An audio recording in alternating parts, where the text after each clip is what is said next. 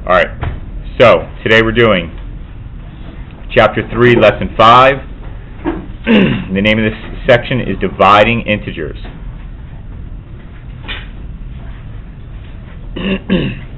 Now the reason why this lesson is going to be so easy for you is because it follows the same rules that we have for multiplying integers. So basically, if you knew yesterday's lesson, today's lesson is the same exact thing, except you're dividing instead of multiplying. So, to go over this again, if the signs are the same, the answer is positive. If the signs are different, the answer is negative. So,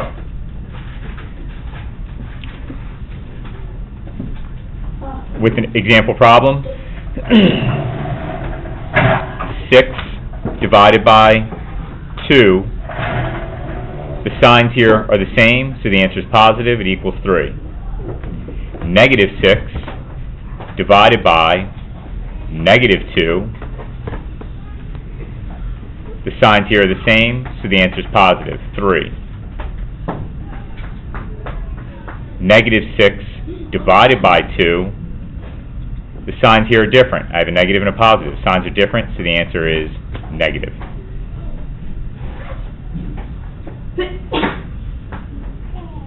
Same sign.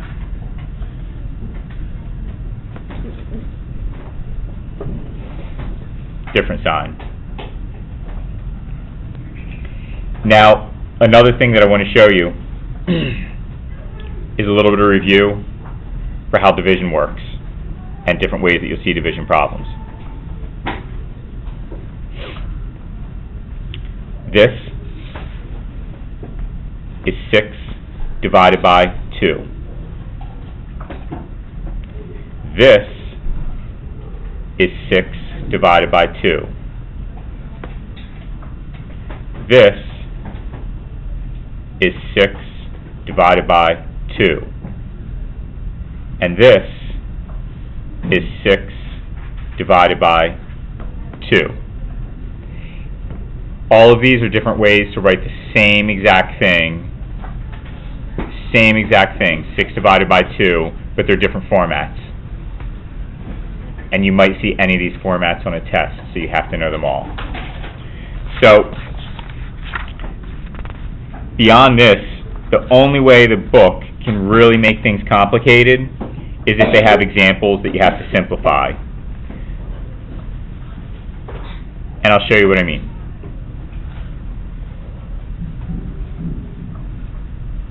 Example. 5 minus 1 divided by 4. Well, boys and girls, what is 5 minus 1? 4. Sorry, I'll move this up.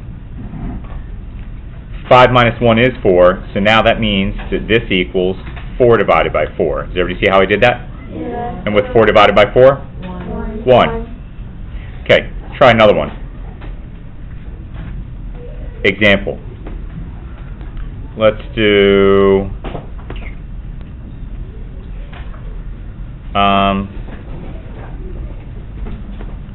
4 minus 10 divided by 2. Well, let's take a look at the top. I've got 4 minus 10. Remember, instead of subtraction problems, I told you to use KCC and to make this into an addition problem. So if I use KCC and I rewrote this, I'll show you my work on the side here. 4 minus 10, there's my KCC. This becomes 4 plus a negative 10. So I can write that in, 4 plus negative 10 divided by 2. And now, on the top, the signs here are different, correct? Yeah. Do I have more negatives or more positives on top? Negative. Okay, so I know my answer on top is going to be negative. What's the difference between 10 and 4? 6. 6. So I'm going to have 6 on top, and on bottom I still have 2.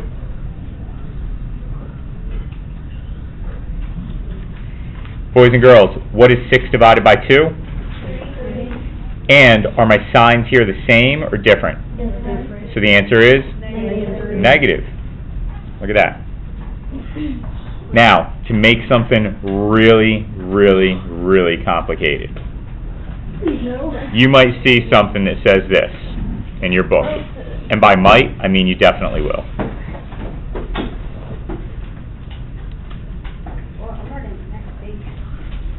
Evaluate each expression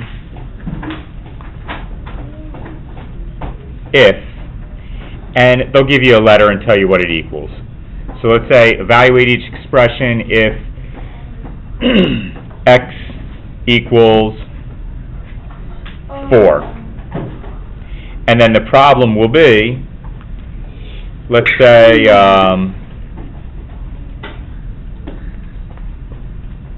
3x divided by, I don't know, negative 6. So how do we do this? Well, first of all, we look at this. What does x equal? 4. And when a number and a letter touch each other, that's multiplication.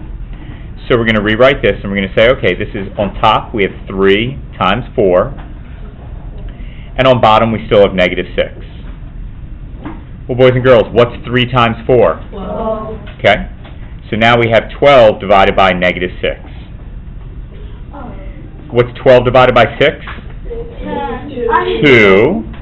And are the signs the same or different? Different. So the answer is Positive. negative 2. Boys and girls, that's as complicated as it gets, and that's dividing integers. So again, same exact rules for multiplying integers. Same rules apply, no different. If the signs are the same, the answer is positive. If the signs are different, the answer is negative. And that's it.